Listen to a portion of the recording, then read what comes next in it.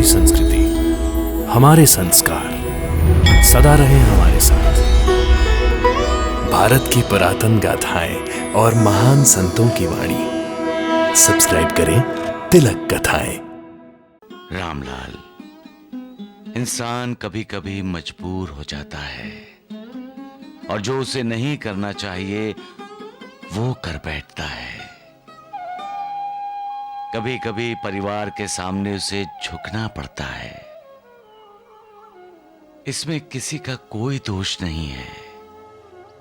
जो माया, मोह, लोभ के अधीन हो जाता है वो अक्सर ऐसी गलती करता ही करता है, क्योंकि उस समय वो बाकी सबको भूल जाता है। श्याम सुंदर को कभी नहीं भूल सकता। ये शीरा मुझे याद दिलाता है कि कैसे भाई साहब जैसे सज्जन पुरुष पर, अपने बड़े भाई पर, अपने भगवान पर मैंने इतना बड़ा अन्याय किया, उन्हें धोखा दिया, उनके साथ विश्वासघात किया। बाबा, आज हमारे बेटे जैसे मित्र का जन्मदिन है। उसे आशीर्वाद दीजिए कि उसकी उम्र लंबी हो और भगवान से उसकी भलाई के लिए प्रार्थना कीजिए। आप यहाँ क्यों बैठे हैं बाबा? आप भी खाना खाइए ना। मैं खाना खाने नहीं, तुम्हें खाना खिलाने आया हूँ। आज तुम्हारा जन्मदिन है ना? हाँ। प्यारे श्याम सुंदर आज रहा नहीं गया, इसीलिए खत लिख रहा हूं। कैसे हो तुम? तुम्हारी बहुत याद आ रही है, बहुत याद आ रही है दोस्त। बाबा, बाबा, श्याम सुंदर ने ऐसा क्यों किया बाबा?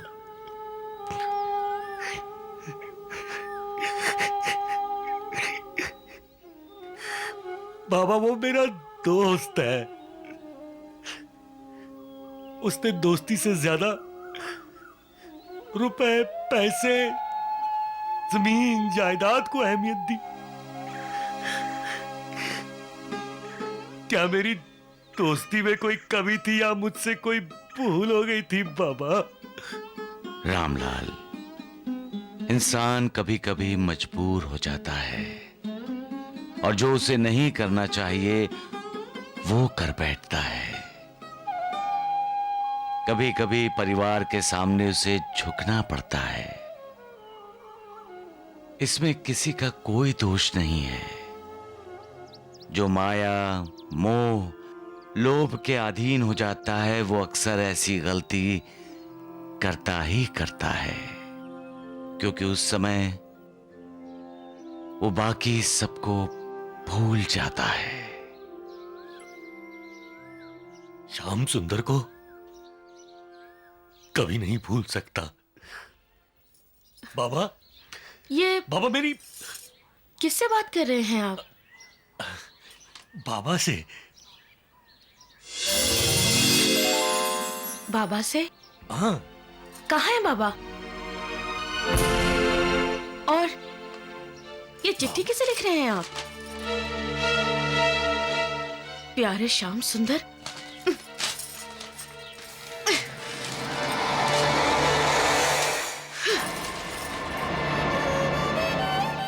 मनीषा, ये क्या किया मनीषा तुमने? क्या? जो रिश्ता टूट गया हो उसे ये कागज का टुकड़ा नहीं जोड़ सकता। मनीषा, मनीषा, ये कागज के टुकड़े नहीं हैं, ये मेरे दिल के टुकड़े हैं मनीषा। ये मेरे दिल के टुकड़े हैं।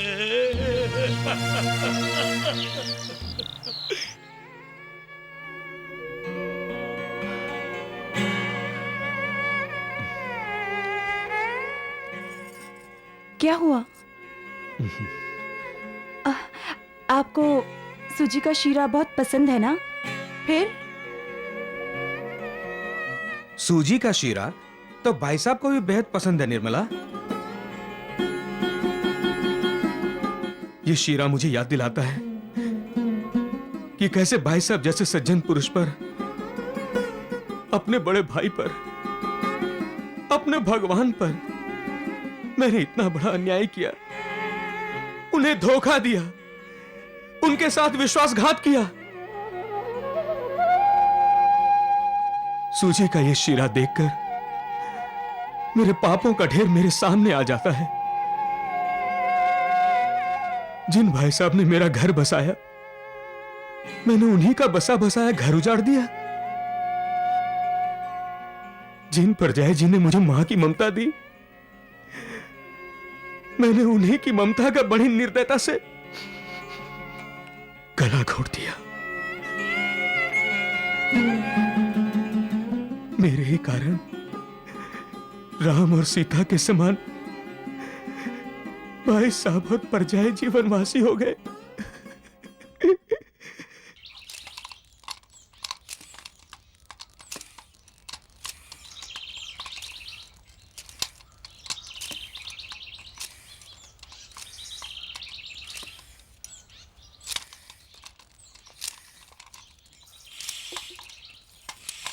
अरे वाह, गाजर का हलवा।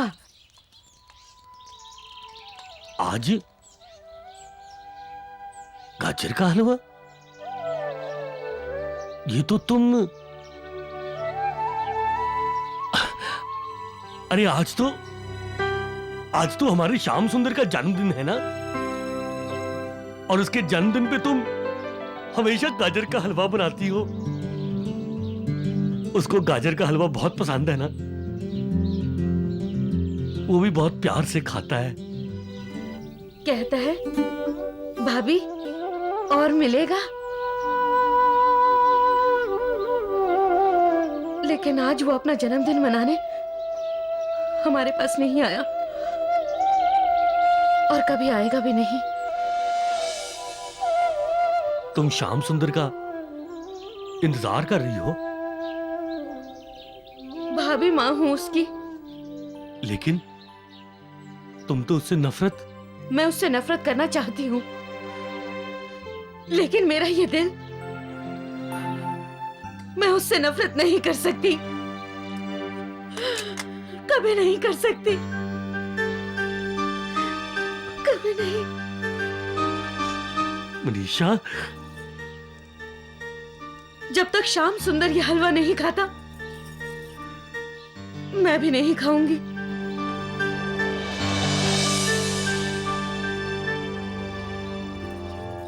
भिक्षाम देहि।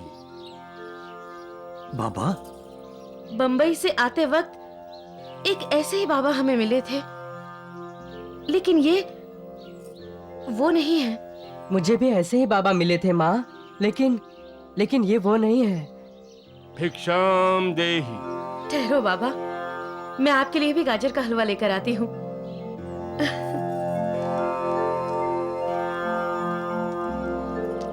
बाबा, आज हमारे बेटे जैसे मित्र का जन्मदिन है। उसे आशीर्वाद दीजिए कि उसकी उम्र लंबी हो, और भगवान से उसके भलाई के लिए प्रार्थना कीजिए।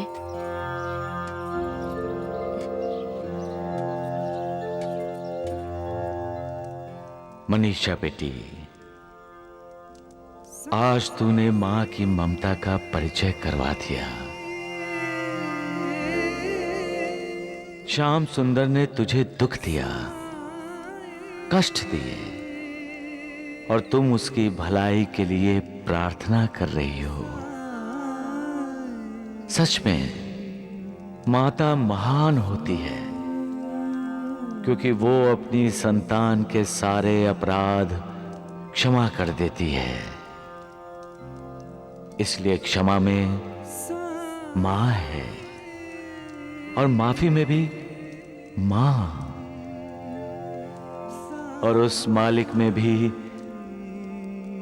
मां है। मां, सबका मालिक, एक।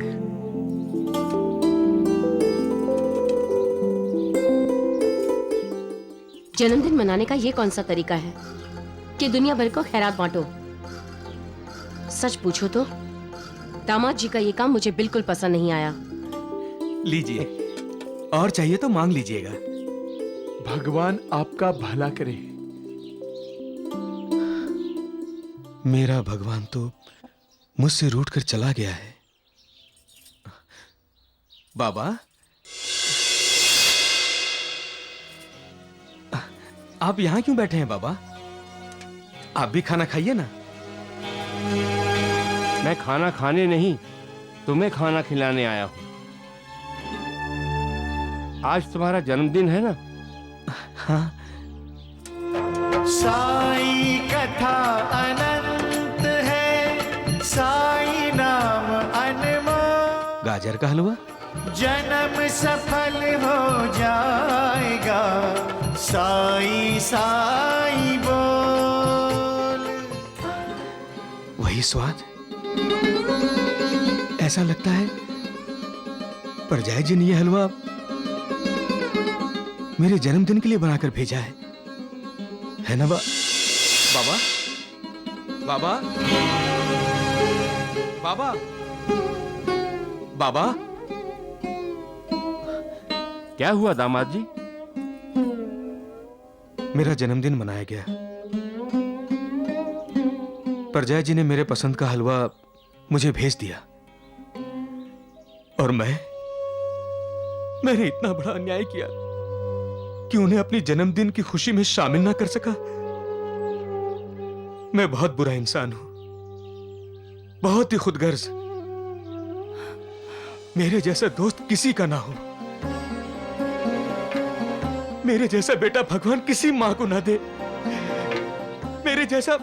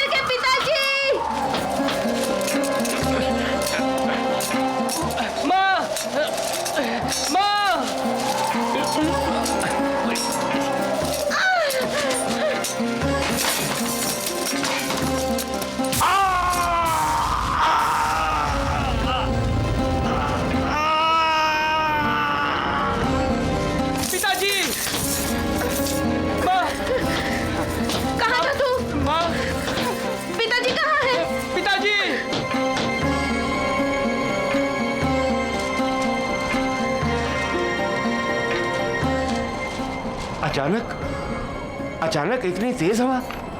लगता है आसपास कहीं तूफान आया है।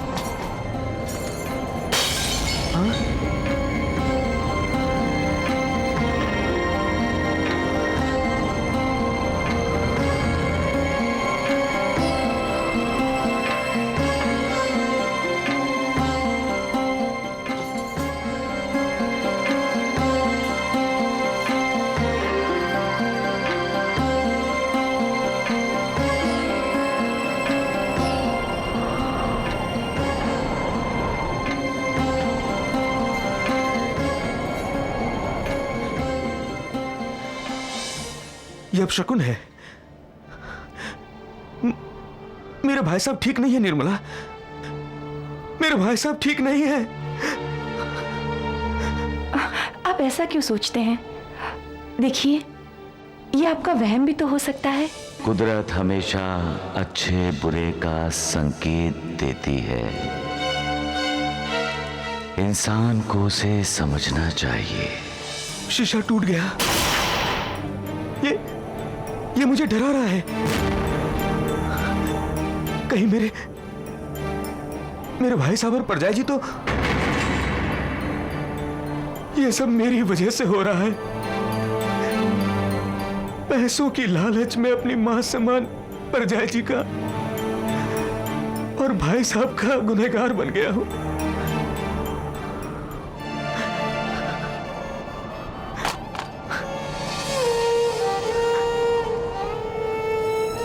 बाबा, आपने मेरे भाई साहब को कई बार दर्शन दिए हैं और मुझे भी आपका साक्षात्कार हुआ है बाबा। मेरी आपसे प्रार्थना है कि आप मेरे भाई साहब की रक्षा कीजिएगा। गुनहगार मैं हूं बाबा, जो भी सजा देना है वो आप मुझे दे दीजिए, लेकिन मेरे भाई साहब की रक्षा कीजिए बाबा। मेरे भाई साहब की रक्षा कीजिएगा बाबा। मेरे भाई साहब की रक्षा कीजिएगा बाबा।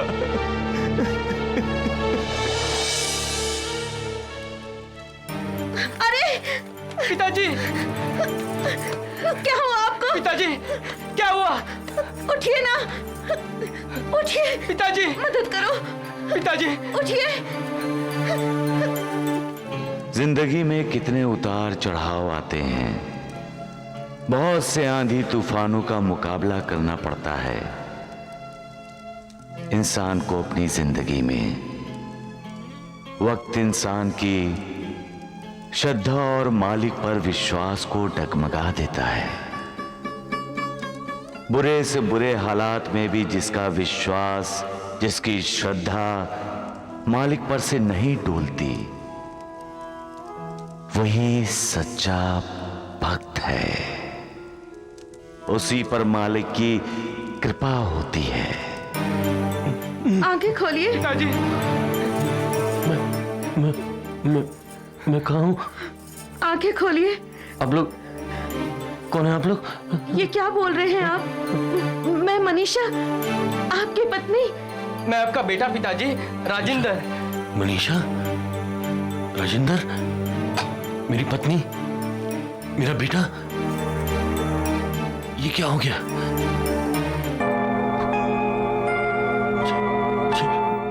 मुझे कुछ दिखाई नहीं दे रहा है। ये क्या कह रहे हैं आप? मेरी आंखों के सामने अंधेरा, अंधेरा ही अंधेरा छा गया है। मुझे कुछ दिखाई नहीं दे रहा है। मनीषा, मनीषा, राजेंद्र, मैं अंधा हो गया हूँ। मैं अंधा हो गया हूँ। पिताजी, मुझे कुछ दिखाई नहीं दे रहा है। मैं अंधा हो गया हूँ मनीषा। राजेंद्र, पिताजी, मैं मनीषा, पिताजी, मैं अंधा हो गया हूँ। मुझे कुछ दिखाई नहीं। क्या मैं सचमुच अंधा हो गया हूँ? क्यों ऐसी बातें करते हैं? हम बड़े से बड़े आंख के डॉक्टर को दिखाएंगे, अब फिर से देखने लग जाएंगे।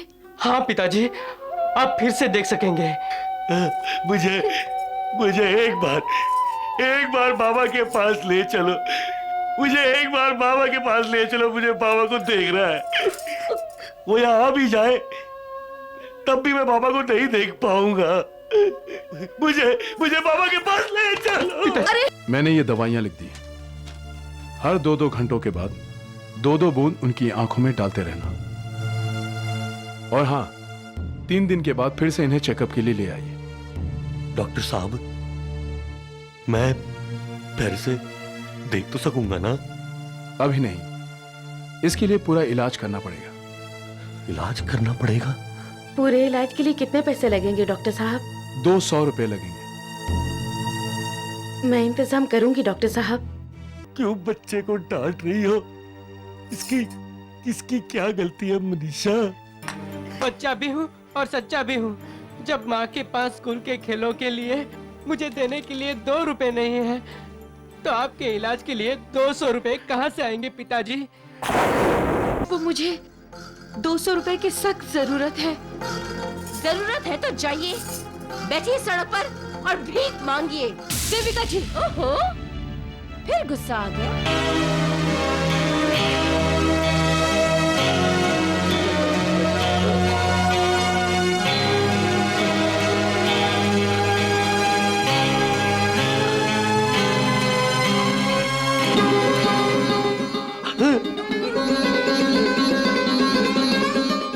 कोई फायदा नहीं है।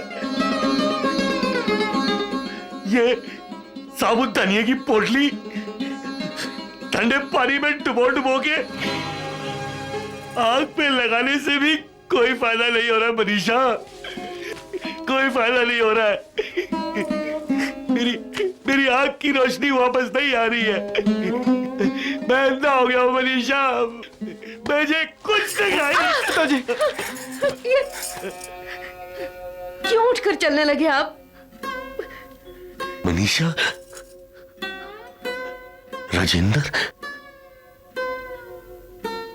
मनीषा, क्या मैं सचमुच अंधा हो गया हूँ? क्यों ऐसी बातें करते हैं? हम बड़े से बड़े आंख के डॉक्टर को दिखाएंगे, अब फिर से देखने लग जाएंगे। हाँ पिताजी, आप फिर से देख सकेंगे। मुझे एक बार बाबा के पास ले चलो, मुझे एक बार बाबा के पास ले चलो, मुझे बाबा को देखना है।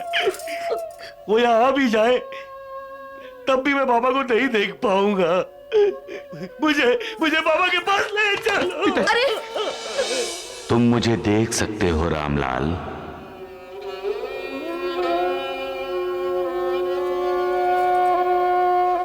बाबा, बाबा, कहाँ है बाबा?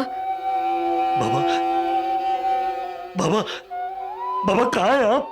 अपने दिल में झांको रामलाल, मैं वहां हूं।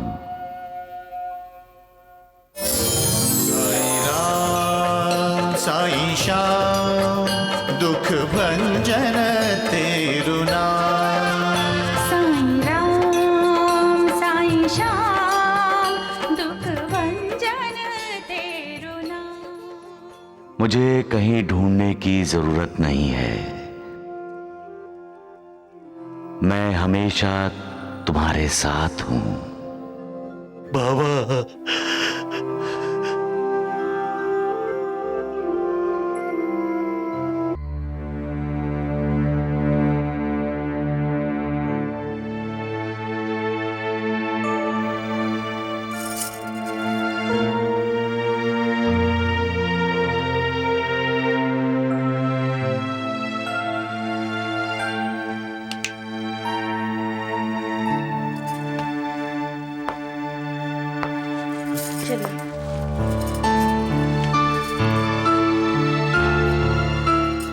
डॉक्टर साहब, आपने कुछ बताया नहीं।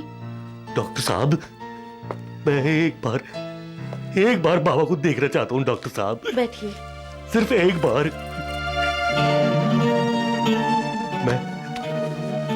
मैं सिर्फ एक बार बाबा को देखना चाहता हूँ, सिर्फ एक बार। जो दिल से मालिक की भक्ति करता है, मालिक के दर्शन करना चाहता है, मालिक उसे कभी निराश नहीं करता। ऐसे भक्तों का और भगवान का साक्षात्कार होकर ही रहता है। डॉक्टर साहब, आप कुछ बोलते क्यों नहीं? देखिए, रामलाल जी की आंखों को अंदर से चोट पहुंची है। मैंने ये दवाइयां लिख दी, हर 2-2 घंटों के बाद 2-2 बूंद उनकी आंखों में डालते रहना। और हां, 3 दिन के बाद फिर से इन्हें चेकअप के लिए ले आइए। डॉक्टर साहब, मैं फिर से देख तो सकूंगा ना? अभी नहीं, इसके लिए पूरा इलाज करना पड़ेगा। इलाज करना पड़ेगा? पूरे इलाज के लिए कितने पैसे लगेंगे डॉक्टर साहब? 200 रुपए लगेंगे। मैं इंतजाम करूंगी डॉक्टर साहब, कैसे भी इंतजाम करूंगी। पति पत्नी एक दूसरे के सच्चे और अच्छे मित्र हैं, क्योंकि दोनों के सुख दुख एक होते हैं। दोनों एक दूसरे के लिए जीते हैं। ऐसी मित्रता और भला कहां मिल सकती है? जब दोनों में से किसी एक को ठोकर पहुंचती है तो दूसरे को दर्द होता है, और जब एक को खुशी होती है तो दूसरे को आनंद होता है। कहां है ऐसी मित्रता, ऐसा पवित्र रिश्ता मालिक को भी खुशी देता है। सबका मालिक एक। क्या सोच रहे हैं आप?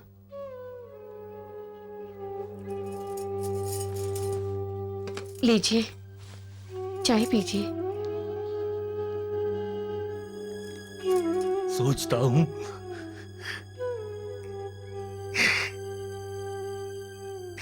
कि सोचकर भी क्या होगा। कुछ नहीं, मेरे सामने तो अंधेरा ही अंधेरा है उम्र भर के लिए।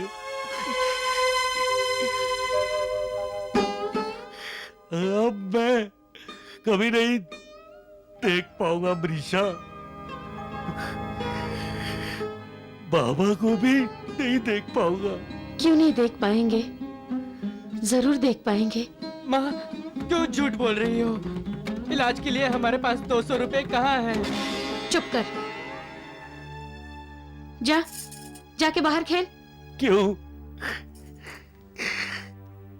क्यों बच्चे को डांट रही हो? इसकी क्या गलती है मनीषा? बच्चा भी हूँ और सच्चा भी हूँ। जब माँ के पास स्कूल के खेलों के लिए मुझे देने के लिए 2 रुपए नहीं है, तो आपके इलाज के लिए 200 रुपए कहाँ से आएंगे पिताजी?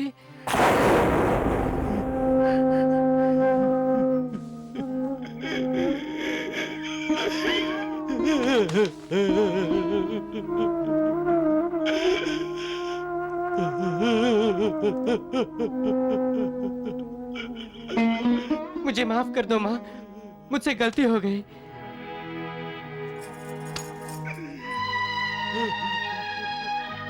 गलती चाहे जिसकी भी हो, हमें इसे ठीक करना होगा, चाहे मुझे कुछ भी करना पड़े।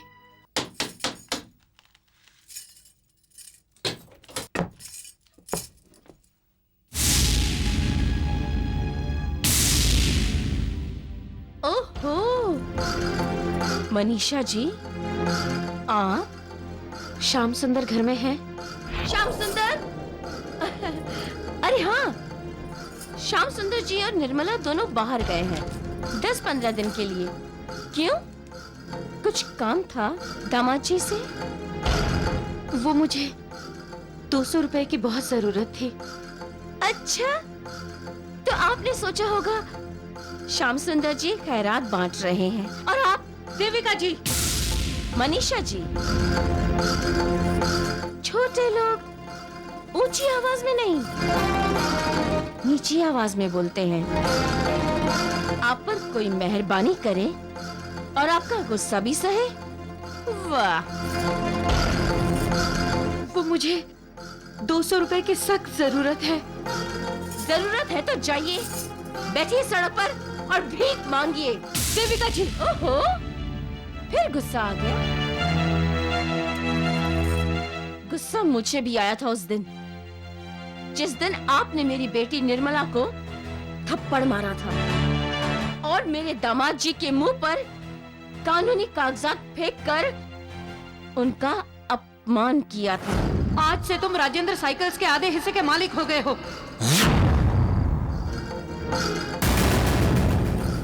ये लो।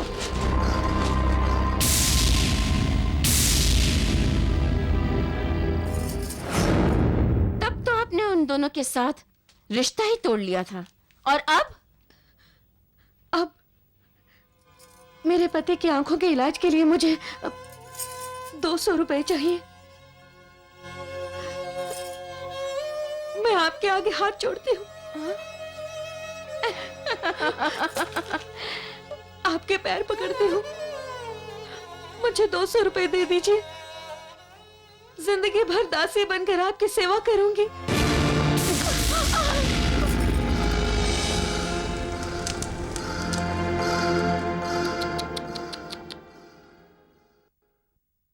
₹200 से मैं तुम्हें खरीद लेती, लेकिन क्या करूं?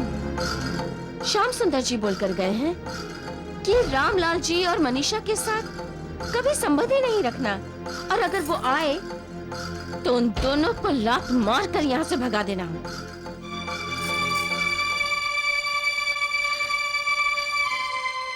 इसकी जरूरत नहीं पड़ेगी, मैं खुद ही चली जाती हूँ।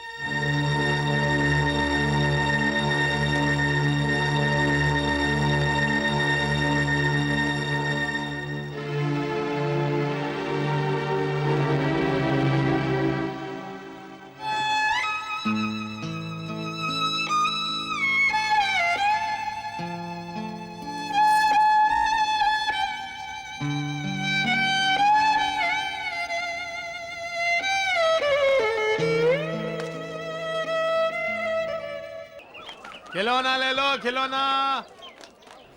अच्छा अच्छा खिलौना।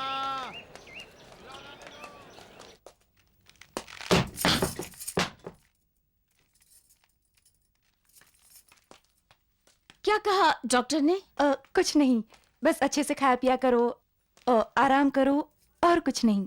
अरे तीसरा महीना तो अभी लगा है तुम्हें। वो सब छोड़िए सासू माँ, और ये बताइए क्या प्रजा जी यहाँ पे आई थी?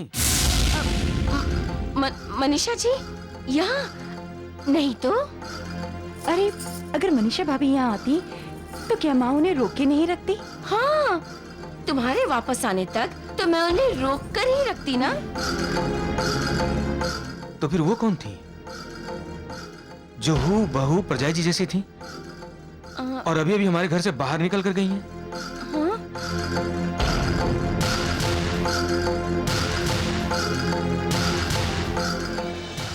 लोग इतने निर्दयी कैसे हो सकते हैं? कैसे तोड़ सकते हैं वो रिश्ते? स्वार्थ से अंधे लोग दूसरों की भावनाओं से कैसे खेल सकते हैं? जो अपने रिश्तेदार को ठुकराते हैं, नफरत उन्हें इंसान से जानवर बना देती है। कब सीखेंगे वो नीच लोग के दो मीठे शब्द दुखियारों के दुख कम कर देते हैं? पशुता छोड़कर कब वो दूसरों के जख्मों पर मरहम लगाना सीखेंगे? कब जानेंगे माँ और बेटे के बीच में दीवार नहीं खड़ी करनी चाहिए?